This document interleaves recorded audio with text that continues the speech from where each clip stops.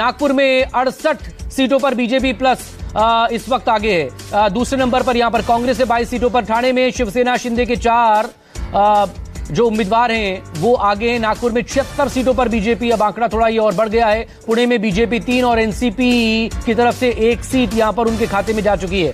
ठाणे में शिवसेना शिंदे गुट के 4 उम्मीदवार जीत चुके हैं। इधर नासिक में भी बीजेपी इस वक्त आगे नजर आ रही है। अलग अलग जगहों पर चूंकि 29 नगर निगम चुनावों का नतीजा है और सबकी नजरें पिंपरी चिंचवाड़ पर भी टिकी हुई है, जहां पर दोनों एनसीपी साथ में यानी कि चाचा भतीजे की पार्टी वहां बीजेपी को हराने के लिए जोर आजमाइश कर रही है। इधर पुणे में बीजेपी आगे 45 सीटों पर कम से कम, वहां मुकाबला उसका एनसीपी से नजर आ रहा है। अंकुश नाउ कंप्लीट।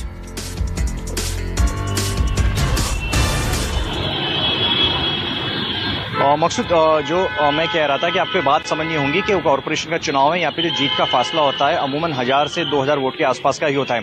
लेकिन जो ट्रेंड सामने आया, जैसे कि विनोद बता रहे थे कि जो महाराष्ट्र इलाके हैं वहां पर लोगों ने उद्धव ठाकरे की जो पार्टी है उस पर भरोसा दिया है। रविंद्र वायकर जो कि सांसद है एकनाथ शिंदे गुट के, पहले उद्धव ठाकरे के कट्टर समर्थक माने जाते थे, लेकिन लोकसभा चुनाव से ठीक पहले उन्होंने अपना पाला बदलकर एकनाथ शिंदे को ज्वाइन कर लिया था और वहां से सांसद भी चुने गए थे।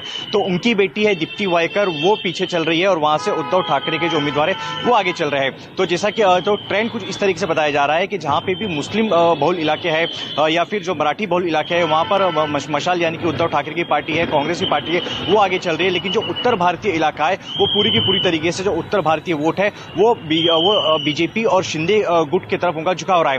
मुंबई में करीब 30 लाख उत्तर भारतीय वोट है और करीब 50 ऐसी सीटें हैं जहां पे वो पूरी तरीके से निर्णायक भूमिका में है। तो कांटे का मुकाबला देखने को मिल रहा है। 2 से 2:30 बजे के आसपास जो है तस्वीर पूरी तरीके से साफ होगी। हाँ, फिलहाल जो रुझान सामने आ रहे हैं उसमें से जो महायुति यानी कि बीजेपी और एकनाथ शिंदे की जो गठबंधन है उन्होंने काफी बढ़त आगे बढ़ा ली है कंपेयर टू जो उद्धव ठाकरे और राज ठाकरे गठबंधन से।